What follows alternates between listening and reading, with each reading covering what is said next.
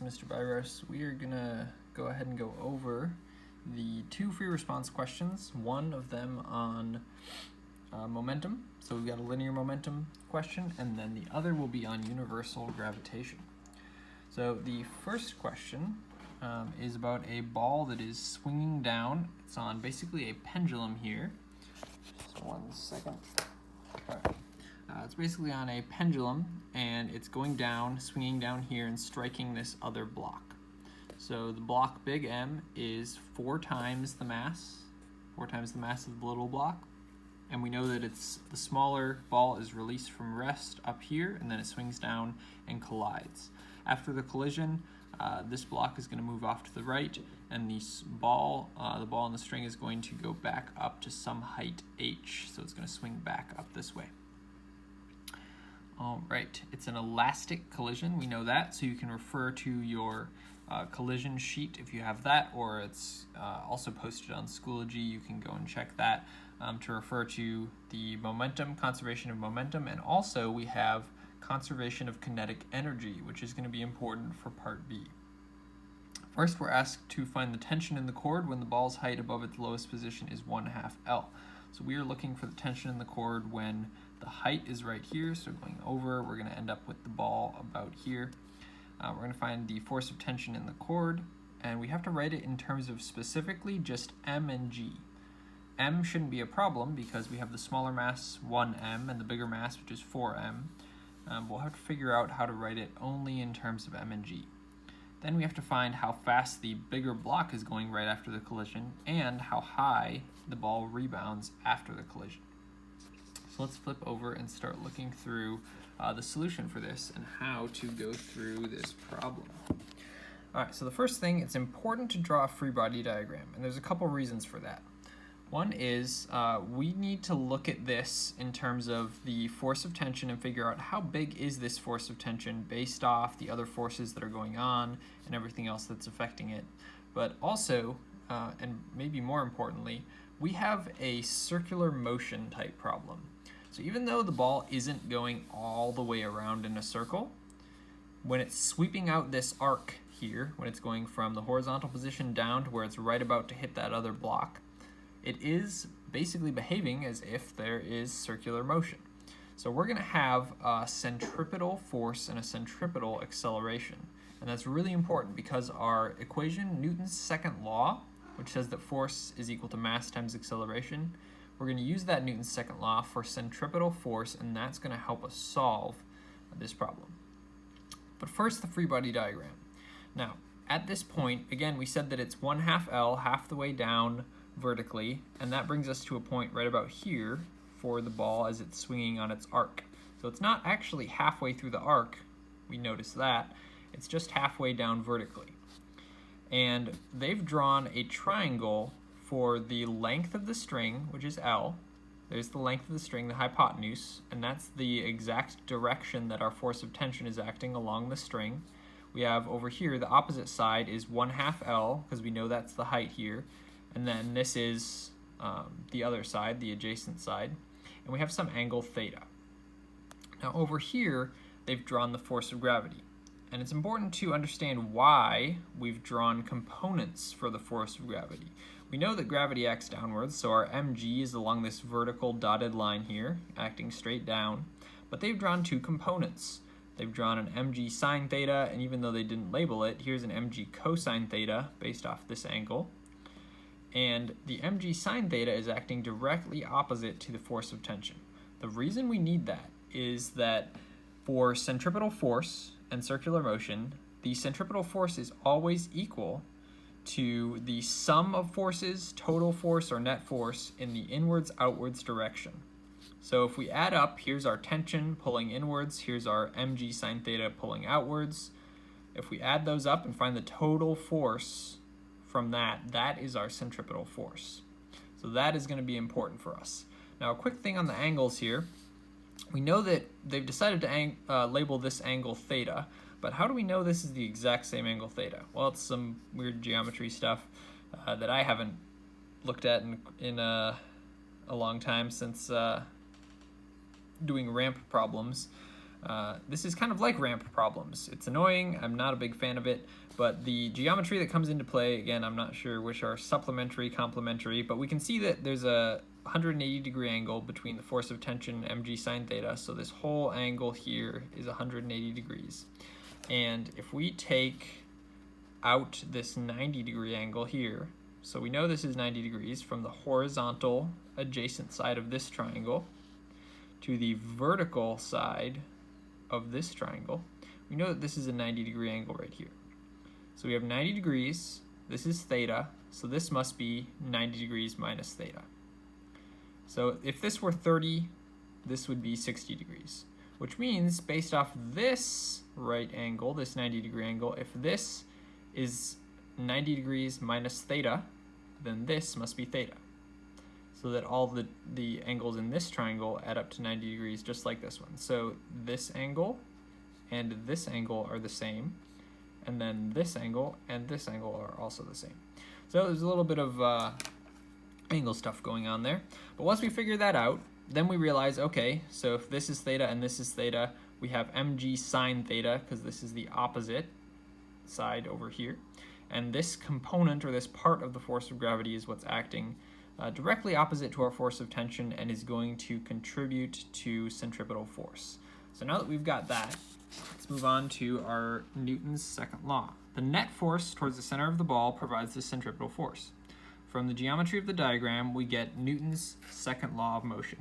So the centripetal force, Fc, we said that's equal to tension minus the component of gravity that's working against it. Again, we have tension inwards and gravity working against it. So we're taking inwards to be basically the positive direction here. And we have Ft minus mg sine theta. So the total or net force here is Ft minus mg sine theta, and that's equal to mass times acceleration. So force or net force equals mass times acceleration. Here's our mass. Now instead of acceleration, we have a v squared over L. The reason for that is if you go back to your equation sheet or look at centripetal force and centripetal acceleration, we can also write the centripetal acceleration in terms of the tangential velocity squared divided by the radius of circular motion. In this case, the radius of our circular motion is just L, because the radius is, here's our ball that's in circular motion, radius to the point of rotation or circular motion, and that radius is L, the length of our string. So the tangential velocity, or just the velocity of the ball, the velocity of the ball in this case is, we're taking it to be whatever the velocity is, it's going like this, so tangent to the circle. So that tangential velocity, or that v, is this velocity right here. So the tangential velocity squared divided by the radius is equal to the centripetal acceleration. So force, this whole thing is centripetal force. That's equal to the mass of the ball times the centripetal acceleration. So Fc, or F subscript c, equals m times a subscript c. Now, this is good. We're almost to the point where we could describe the force of tension in terms of m and g, like we were asked to. But now we've got these two, this v squared and this L, that are showing up. And the important thing to get rid of the v squared and write our answer only in terms of m and g, we're going to have to use conservation of energy, or conservation of mechanical energy, which says that if we take all the kinetic energy and potential energy, the total energy stays the same. So from the point up here where we're at rest to the point right here where we're moving with some velocity v, we can take the total energy at both those points and say that they're equal. In order to do that, at the top we have no kinetic energy starting from rest. We have gravitational potential energy equal to mgl at the full height L all the way up at the top. Then on the way down we have this kinetic energy, 1/2 mv squared, and there's our v squared showing up. So we're going to have this v, plus we're going to have some gravitational potential energy. And at this point, so up here we had full gravitational potential energy based off the total height L. When we're down here, we're going to have gravitational potential energy based off 1/2 L, because now we're only half as high above the ground. So the gravitational potential energy here is mg times 1/2 L. And what we can do is we can just rearrange and solve these so that we can get an expression for mv squared, and we can substitute that in up here to get rid of the v, because remember, we don't want to write our answer in terms of v, just m and g. We move things around, we subtract this term from this term, combining the mgl terms, and we get 1/2 mgl equals 1/2 mv squared. The 1/2s cancel out, mgl equals mv squared. So substituting that in, we put mgl on top instead of mv squared, and now a really nice thing happens. Our l's will also cancel out because we don't want L in the final equation. So here we have force of tension. Now we're going to move the mg sine theta, add it over to the right side of the equation. Adding that, we get force of tension equals mg times 1, which is this, just mg, plus mg times sine theta. So they're doing some distributive stuff here and pulling out an mg term, and then it's 1 times 1 plus sine theta. You could leave it like this. It's not quite as thorough as you can be. The last step you can do is just notice over here, here's our theta and sine theta. Well, sine theta is just opposite over hypotenuse, which is 1/2 L over L.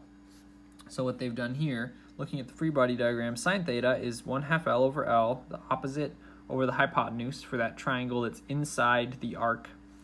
And so that's just L's cancel out. We get 1/2. Sine theta is 1/2. We can put in 1/2 instead of sine theta, which gives us mg times 1 plus 1/2, or 3/2 mg. So the important steps there, we're making sure we did our Newton's second law with centripetal force and centripetal acceleration, conservation of mechanical energy to substitute in and get rid of this mv squared. And then lastly, we can do that angle sine theta to make sure that we write it as cleanly as possible. All right, part 2 asks us for how fast the block that it hits down here is moving right after the collision. Now, we can find the speed of the ball right before impact. That's just conservation of energy. We know that it starts with GPE up here, and then by the time it gets all the way down here and it's about to impact, it's got some kinetic energy. So we can do conservation of energy there. We get gravitational potential energy, mgl, at the very top. Kinetic energy, this is a different v. Keep in mind, this is not the same v. This was the velocity when it was at 1/2 L, at 1/2 the height. This would be the velocity v at the bottom. So this is the speed of the ball just before impact. We do conservation of energy. The m's will cancel out nicely, and when we solve for v, we'll get v equals square root of 2gl. This is a description of, or a way to write our velocity of the ball right before the impact. Now, we can actually use our conservation of linear momentum, but we're also going to have to use conservation of kinetic energy. The reason for that is, so this would be the mass of the ball, and then this is our velocity of the ball that we just found right before impact. You'll notice on the left side of this equation, there's no term. Normally we have m1 v1, m2 v2, m1 v3, m2 v4, and that sort of thing. On the left side of this equation, there is no term for the block. The reason for that is that before the collision, the block is not moving. The block has no momentum. Its velocity is 0, so the only thing that contributes to the momentum of the whole system before the collision is the mass and velocity of the ball, which we just found the velocity is square root of 2gl right here. So that's the mass of the ball times its velocity. Now they have it written, usually we have this as v3 and v4 when we've been doing problems, but they have it written as v1 and v2. So v1 for them would be the velocity of the ball after the collision, and then this v2 would be the velocity of the block after the collision. It is important to make sure we keep the masses. Here we have the smaller mass of the ball and the bigger mass of the block. It's 4 times as massive. So we should get the mass of the ball times its velocity before the collision is equal to the mass of the ball times its velocity after the collision, plus the bigger mass of the block times its velocity after the collision. But we still have 2 unknowns. We can simplify it, cancel out some m's, and write it however we want. Here they're writing it in terms of V1, solving for V1, but we still have these two unknowns, V1 and V2. We don't know how fast the ball is going after the collision, and we don't know how fast the block is going. That is where kinetic energy comes in. We basically have two unknown values that we need to solve for, so we need two equations. The first equation is here, conservation of linear momentum. The next is conservation of kinetic energy. From our collision sheet, we know that the kinetic energy before the collision is equal to the kinetic energy afterwards for an elastic collision. So 1/2 times the mass of the ball times the ball's velocity before the collision, that's our square root of 2gl. And then we just put in, same thing here, 1/2 mass of the ball, velocity after the collision, plus 1/2 times the bigger mass of the block times its velocity after the collision. Make sure you square your velocities for kinetic energy. And again, we get some nice m cancels out. This actually looks even nicer because we square it and get rid of the square root, so that's pretty clean. And we get this expression here. Now we have two equations and two unknowns. This, G and L are not numerical values that we have, and M isn't either, but we're treating them as known values. G is the acceleration of gravity. We presumably know how long this length is and how big this mass is, even though we're solving in terms of variables. So our two unknowns, V1 and V2, we just need to do a substitution. So plugging in the expression for V1, we're going to do that substitution and take this value. So we're going to put square root of 2gl minus 4v2, and we're going to plug that in into this equation. So right here where it says v1 squared, now that becomes square root of 2gl minus 4v2 squared. We're putting, instead of v1, we are putting in the value from our conservation of linear momentum equation. Then it does get pretty crazy as you start doing, okay, we have to do FOIL, first, outer, inner, last, as we expand out this term squared, and we get 2gl minus this monstrosity in the middle, plus this. But it's just, from this point, it's really just algebra. So we are solving for V2 ultimately, but it's just some algebra. So you FOIL this out, combine some like terms where you can.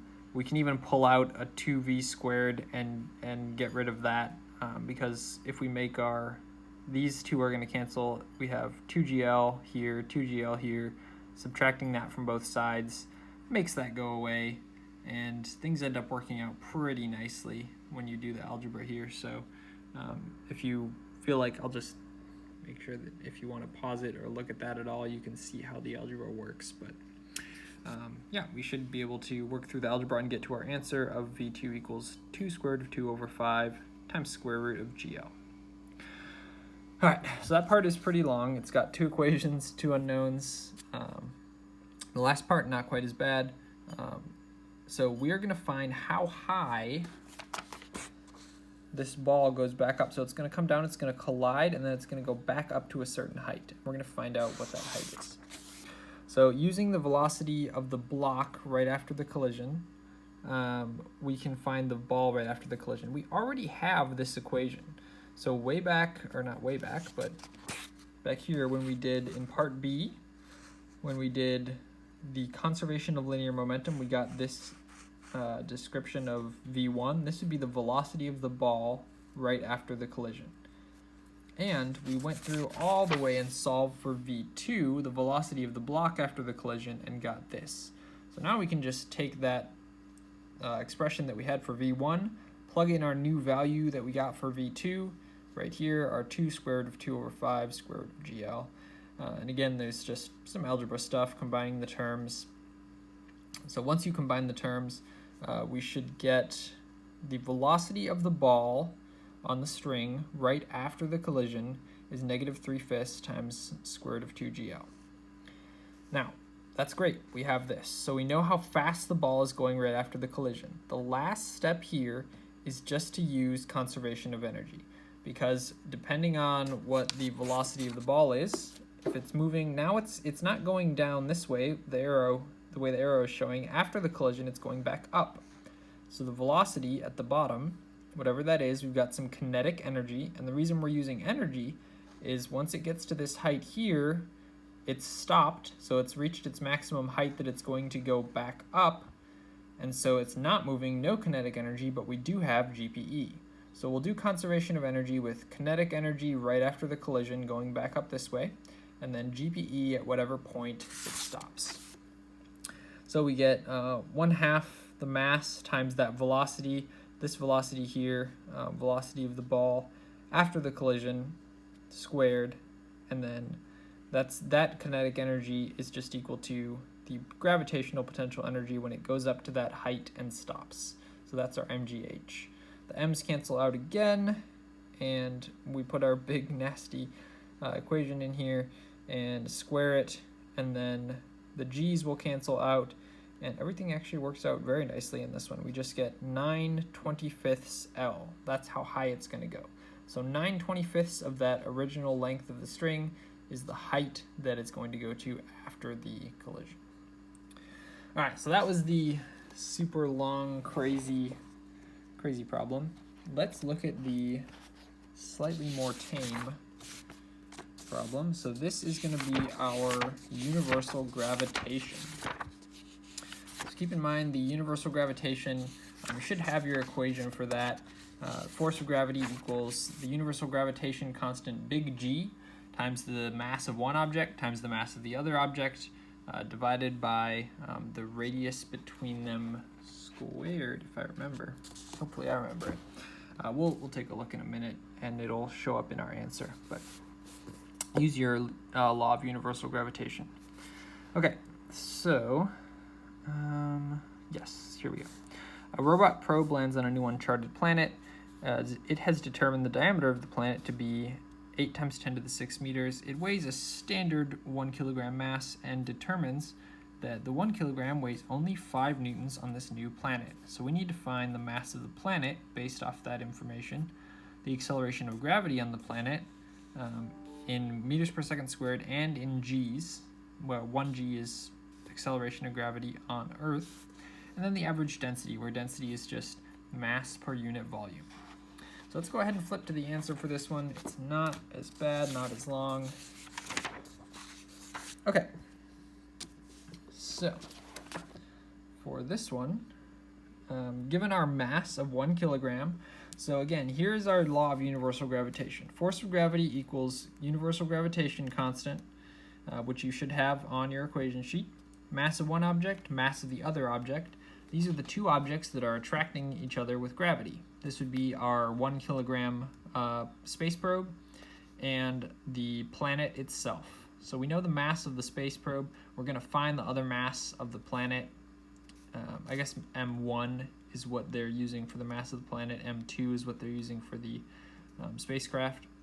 And then we know R because the diameter of the planet is this 8 × 10⁶ meters. That's the radius between the center of the planet and the space probe. It is important to remember that we measure this distance from the center of mass of the planet. So even though the spacecraft is on the surface of the planet, it's the radius between the planet and the spacecraft is not 0.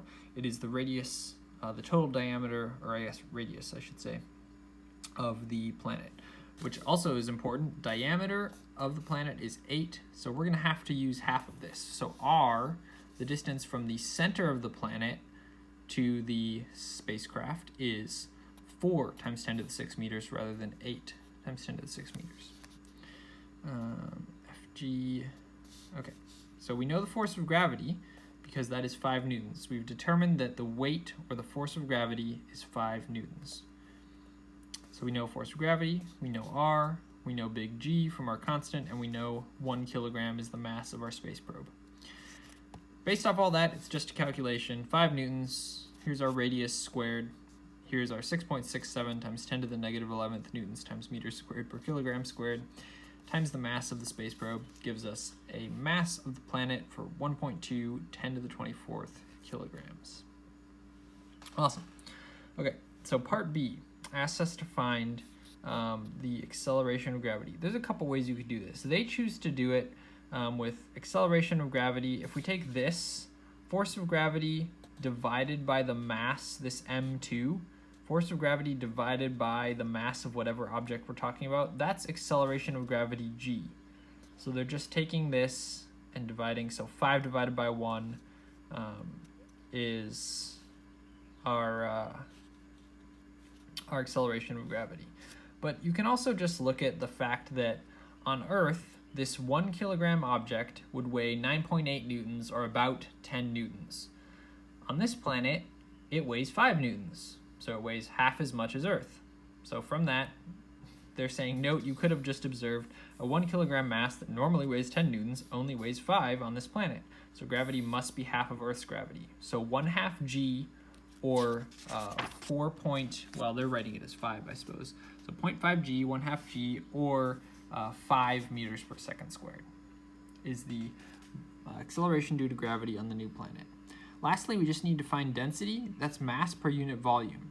So we know the mass of the planet. We figured that out in part A, 1.2 times 10 to the 24th kilograms. And the only thing we need is its unit volume. And the unit volume for a sphere, assuming the planet is a sphere, is 4/3 pi r cubed. We know the radius of the planet is 4 times 10 to the 6th. So 4/3 pi r cubed is simple enough to solve through, do the math, work it all out, and our density should come out to 4,480 kilograms per meter cubed. All right, that is it for this week.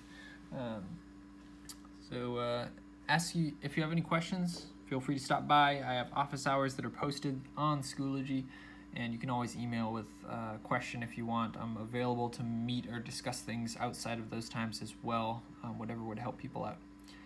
Have a fantastic week, y'all.